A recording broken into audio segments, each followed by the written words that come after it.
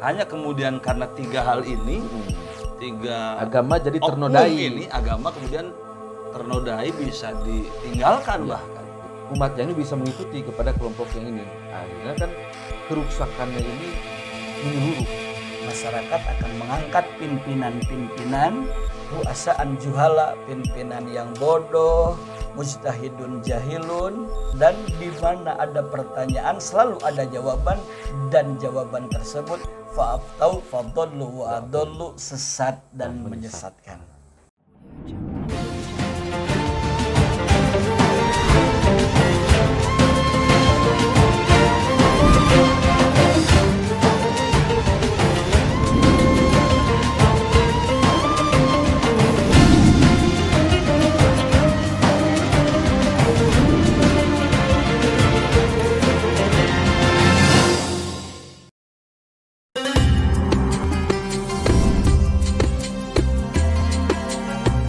Assalamualaikum warahmatullahi wabarakatuh. Assalamualaikum warahmatullahi wabarakatuh. Bertemu kembali dengan kami dalam bincang yang sangat istimewa tentang hal-hal yang baik menurut agama, termaktub dalam kitab-kitab dan turats yang kita percayai, yaitu Al-Hadis. Malam ini kita bersama dua kiai muda, Maki Mujahid dan Ijang Aristotelis, akan membedah redaksi hadis Mukhtarul Ahadis keempat. Dimulai dari, silakan dibaca. Bismillahirrahmanirrahim. Hadis yang keempat, afatuddin salasatun, faqihun fajirun, wa imamun jairun, wa mujtahidun jahilun. Tanda-tanda hancurnya agama itu ada tiga. Yang pertama, ahli fikih yang lacut. Yang kedua, imam yang lacut. Yang ketiga, mujtahid yang bodoh. Ajang, menarik nih. Di redaksi ini ada kata-kata ad-din yang maknanya agama. Sekiranya kalau kita telusuri lebih dalam dunia kajian keislaman, itu kita mengenal istilah ada ad-din, ada al-millah, ada as-syariah. Kira-kira korelasi ketiganya bagaimana? Ya, baik. Bismillahirrahmanirrahim. Lafaz pertama yang ada dalam hadis keempat di dalam kitab Mukhtarul Ahadits ini adalah bunyinya afatuddin. Afat itu kan bahaya. Bahaya yang bisa menimbulkan satu keruksakan terhadap objeknya adalah din, agama. Kenapa dianggap berbahaya atau merusak? Karena yang tiga kelompok ini bisa membawa umat yang lain. Umat yang ini bisa mengikuti kepada kelompok yang ini. Akhirnya kan keruksakannya ini menyeluruh. Jadi agama sedari awal itu menjadi sebuah objek yang digandrungi, ya kan? Diikuti, tata nilai yang disepakati, ditaati, kemudian menjadi guidance bagi kehidupan. Hanya kemudian karena tiga hal ini, tiga agama jadi oknum ternodai. ini, agama kemudian ternodai, bisa ditinggalkan bahkan. Nah, ini bagaimana memaknai agama dalam perspektif Yang kedua kan ada din. Din itu kalau kita lihat dalam kitab Johar Tauhid, dalam bait wa qad khalad dinu anit tauhidi, dalam syarahnya itu dalam faidatun, itu agama itu ada tiga. Ada tiga istilah. Yang pertama ada yang dalam bahasa Arabnya agama itu adalah din. Kenapa disebut din? Karena nadinu. Jadi ada kecenderungan untuk diikuti, kemudian yang mengikuti akan mendapatkan balasan. Itu makanya dinamakan din. Bimakna mujaza, Maliki yaumiddin misalnya gitu kan. Maliki yaumiddin. Apa itu artinya Maliki yaumiddin? Yang menjadi raja, ratu pada hari kiamat. Kenapa din dimaknai kiamat? Karena yang menentukan pada hari kiamat nanti selamat atau tidaknya tergantung agamanya. Maka Maliki yaumiddin. Lalu yang kedua ada milah namanya. Agama itu milah. Kenapa disebut milah? Dari imla ya. Itu karena malaikat Jibril memberikan wahyu ke Kanjeng Nabi Muhammad SAW Sallallahu alaihi dengan metode wasallam. dikte imla. Imla. Gitu. Yang ketiga ada lagi yang dinamakan Dari- dengan syara atau syariat, karena digelarkan ajaran agama itu digelarkan, disyariatkan itu oleh Kanjeng Nabi Muhammad SAW, oleh syari gitu kan, istilahnya syari, yang menggelarnya adalah syari namanya, Allah dan Rasul. Nah, agama itu yang seyogianya menjadi kemaslahatan, menjadi sesuatu hal yang sangat positif, memanusiakan manusia misalnya gitu kan, insaniyatul insan. Tiba-tiba karena ada faktor kelompok umat yang kemudian melakukan sesuatu yang mencederai agama Nilai-nilai. tersebut, nilai-nilai agama tersebut justru jadi rusak, jadi membahayakan. Nah, yang pertama itu tadi adalah fakihun fajirun, gitu kan? Fakihun fajirun, kemudian alimun, imamun Imamun jairun, jairun, kemudian mujtahidun jahilun. Gitu. Fakihun fajirun, fakih di sini itu kan, fakih itu bisa ditinjau dari segi etimologi ataupun terminologi. Kalau etimologi itu lugot gitu kan, berarti siapa saja yang mempunyai pemahaman atas suatu bidang keilmuan itu fakih, Fakih. secara etimologi. Tapi secara terminologi itu adalah yang mempunyai keilmuan pemahaman dalam bidang agama. Tadi ajaran yang seharusnya ini menjadi uswah, menyampaikan hal-hal keilmuan kaitan dengan keagamaan, justru berbanding terbalik dengan sikap dan moral yang dimiliki oleh seorang faqih itu, gitu. Makanya disebut fajirun. Fajirun di sini itu adalah berarti seorang yang mempunyai ilmu, pendosa ya. tetapi mempunyai sifat, karakter, sikap, perilaku yang negatif, gitu, yang tidak baik, moralnya bejat, perilakunya jahat. Bisa nggak dimaknai Itu fajir. begini? Bisa nggak dimaknai? Mohon, dalilnya kan ada dalam ayat Quran, fajir jamak fujar, gitu. Wa innal fujaro lafi jahim, gitu kan. Bisa nggak dimaknai begini? Sosok fakih yang seharusnya memberikan pemahaman keagamaan dari ucapannya, dari perilakunya, dari kesehariannya, kemudian malah tidak mencerminkan nilai-nilai agama. Ini misal kepada yang lain dia ngajak, sementara dia tidak melakukan. Agama diwartakan, dia sendiri tidak melakukan. Masuk nggak ke kategori itu? Bisa. Misal gimana? Ya seperti kata Allah, keburu maktan indallah ang taqulu ma la taf'alun.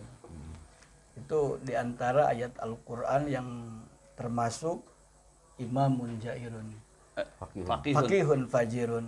Kalau sama orang lain suka ngobrol ini padahal diri pribadinya tidak melaksanakannya, itu termasuk fakihun fajirun. Jadi produktivitasnya berada di wilayah wilayah pemahaman, tidak di pengamalan. Jadi kenapa seorang fakihun fajirun itu bisa membahayakan agama? Karena kan orang yang fakih itu kan sangat dinanti, Ditunggu nasihatnya. pemahaman pencerahan terhadap pemahaman ilmu agamanya sangat dinanti. Ya. Nah, manakala kemudian menyampaikan itu lalu tidak berbanding lurus dengan apa yang disikapinya, diperilakukannya, maka orang-orang yang mengikuti akan mengikuti seperti itu. Ya. Apa yang dilakukan dia akan ikuti, maka rusaklah agama. Ada peribahasa guru kencing berdiri, murid kencing berlari. Atau guru kencing berdiri 30 atau 20 terlampaui gitu. Bisa. Itu yang pertama. Kemudian ini menarik ketika kemudian isunya degradasi agama itu terdegradasi karena imamun jairun. Ini yang kedua. Kalau Masuk berbicara ya. pemimpin atau kepemimpinan kan seolah kita masuk ke ruang luas di mana semua bisa beropini apa saja. Nah, kira-kira dalam perspektif A, imamun fajirun itu bagaimana? Imamun Jairun ya. Imamun Jair Ya. Ini juga sama berbahaya karena banyak pengikutnya. atau Banyak sultanun. imam, pemimpin atau sultan gitu kan.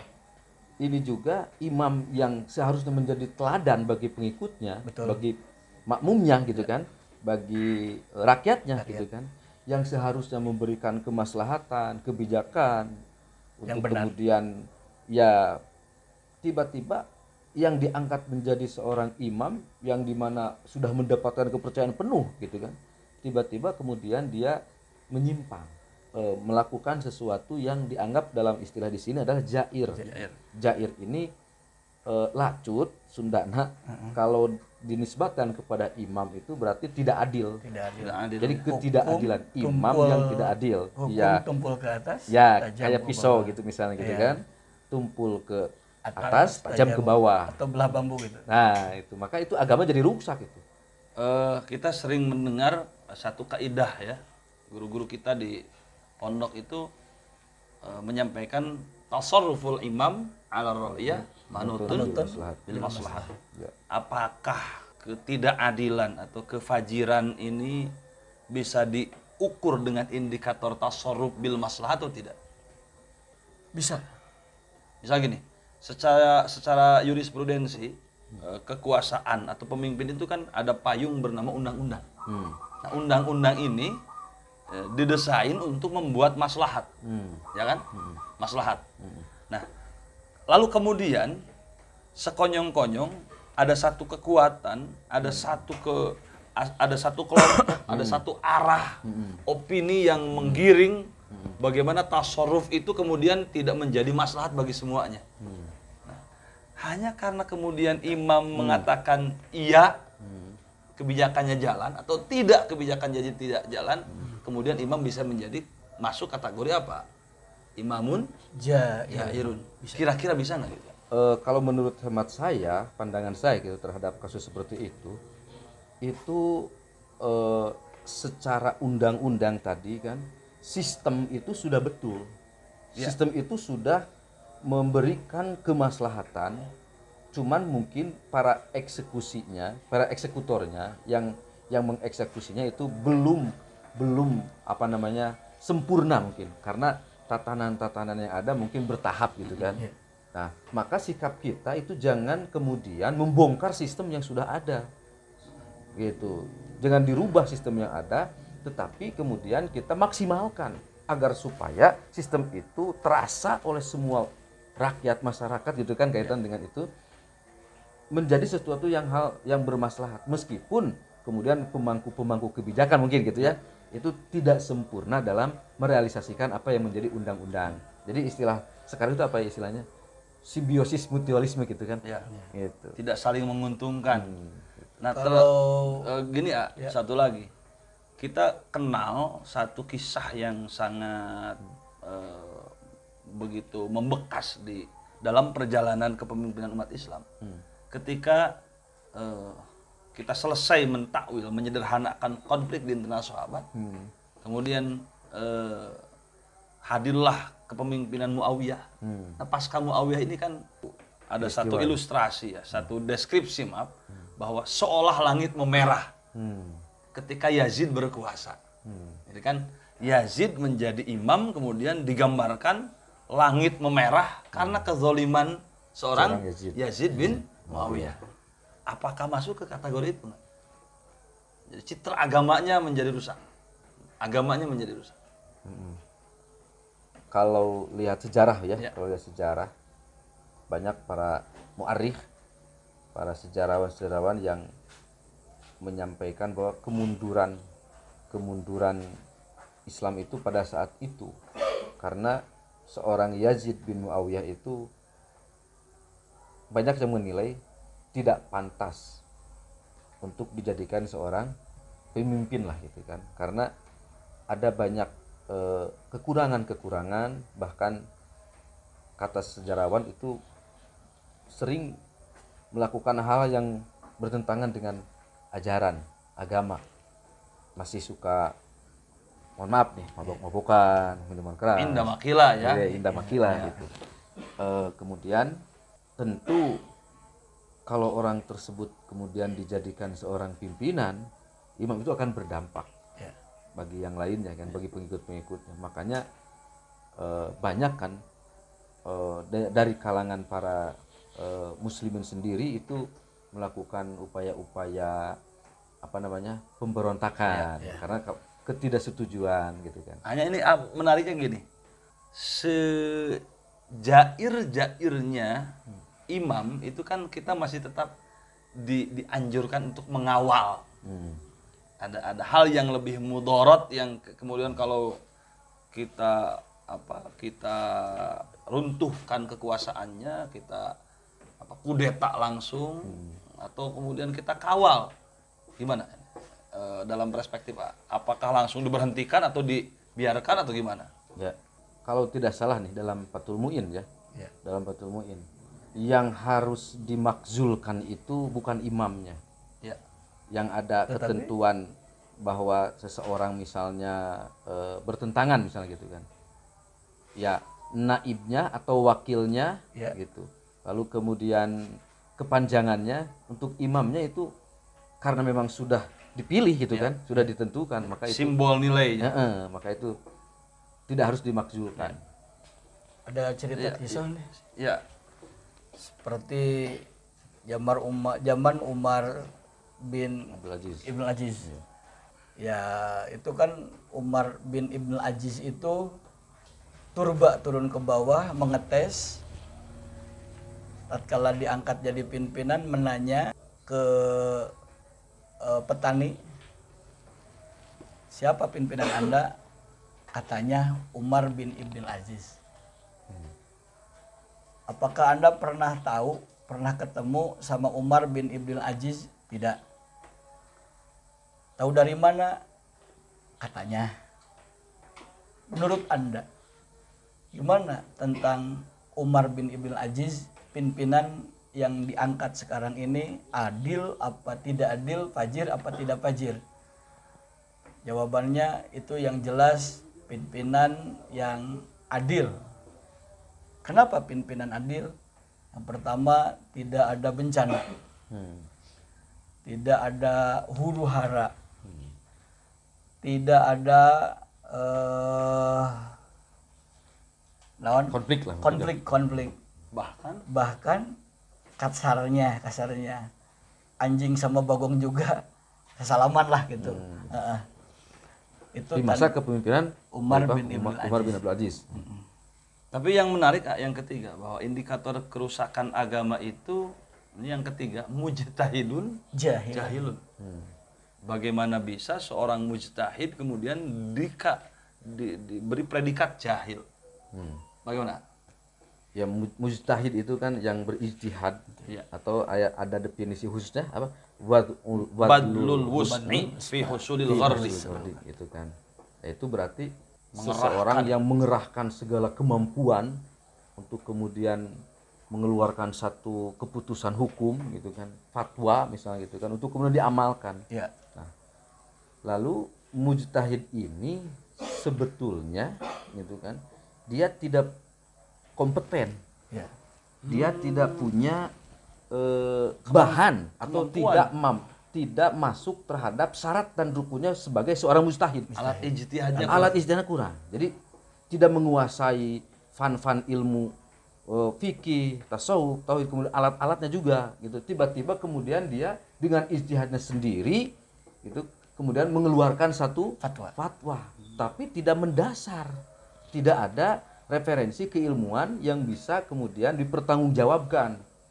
Nah, ketika ada yang bertanya, dia jawab. Ya. Padahal itu bertentangan karena tidak berdasarkan keilmuan yang dia miliki. Gitu. Dengan ijtihadnya sendiri, bari muncul urang mah ilmuna eueuhan gitu. Supaya ngajawab gitu. Jadi sangat bersiko terhadap agama. Iya, itu sangat bersiko terhadap agama. Bahaya. Gini, kan tadi berbicara di awal bahwa agama itu jadi sebuah kecenderungan, kemudian prosesnya diimlakkan, kemudian menjadi syariat. Betapa jalannya itu sangat mulus, terintegrasi gitu kan, betul. dari siapa. Lalu kemudian menjadi sebuah tidak ideal ketika tiga kriteria ini kemudian menjadi bagian dari simbol agama. Pertama faqih, Oke. dua imam, ketiga mujtahid. Ini kan kata-kata yang sangat identik dengan istilah keagamaan. Iya. Nah, yang saya maksud adalah ketika agama kemudian secara asal sudah menjadi objek yang digandrungi Iya. dengan kriteria 3 orang ini, kira-kira orang kemudian menjadi ini kan sekarang ada istilah agnostik, ada istilah ateis, orang kemudian beragama hanya di KTP saja. Ya.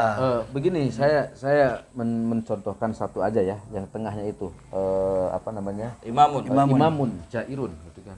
Bagaimana umat pada umumnya itu bisa menerima konsep-konsep keagamaan dalam tanda kutip agama Islam. Ya. Toh pimpinannya juga tidak adil. Ya.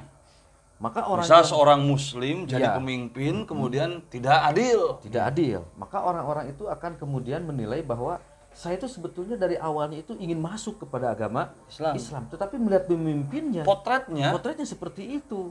Idza wusidal amru Ila ghairi ahlihi fangtadirsa. fangtadirsa. Jadi pada perbincangan malam hari ini sebetulnya kita sedang melakukan analisa bersama bahwa kemunduran itu bukan karena kecil atau tidak berharganya agama. Ya. Betul. Agama ini mulia. Ya. Agama ini mulia. Agama ini sangat layak digandrungi, layak diikuti. Prosesnya juga baik. Hanya karena nilai setitik, Nah, itu. rusak susu. Sebelahnya. Ini nilainya berapa titik, Kak? Tiga. 3 titik. Nah, baiknya siapapun dari kita yang bercita-cita atau berperan sosial sebagai pertama faqih, Ya. yang kedua imam, yang ketiga mujtahid, jauhilah 3 sifat buruk yang melekat pada ketiganya. Yang pertama faqih yang fajir, kemudian imam yang jair, yang kemudian ketiga mujtahid yang jahil. Mengakhiri bincang malam kita dengarkan kesimpulan dari guru kita, silakan. Makanya ada hadis Rasul, innallaha la yaqbidul ilma intiza'an yantazi'uhu minal ibad. Walakinallaha yaqbidul ilma biqabdil ulama hatta idza lam yubqil ulama ittakhadhan nasu ru'asa'an juhala fasu'ilu fa'aftau fadallu wa adallu. Bahwa Allah tidak akan mencabut ilmu yang ada di para ulama. Maksudnya yang tadinya paham jadi tidak paham, tetapi walakin Allah yaqbidul ilma biqabdil ulama, Allah mencabut ilmu yang ada di ulama itu, ditiadakan ulamanya. Hatta idza lam yubqil ulama, sehingga tatkala tidak ada ulama, maka ittakhadzan nasu ru'asa'an juhala, masyarakat akan mengangkat pimpinan-pimpinan ru'asa'an juhala, pimpinan yang bodoh, mujtahidun jahilun, fasu'ilu fa'aftau fadallu wa adallu. Dan di mana ada pertanyaan selalu ada jawaban, dan jawaban tersebut fa'aftau fadallu wa adallu, sesat dan menyesatkan. Baik, terima kasih. Ke depan kita harus bahu-membahu melakukan kaderisasi ulama, kaderisasi pemimpin, kaderisasi ahli-ahli agama. Mengakhiri jumpa malam kita, kami haturkan assalamualaikum warahmatullahi wabarakatuh. Waalaikumsalam.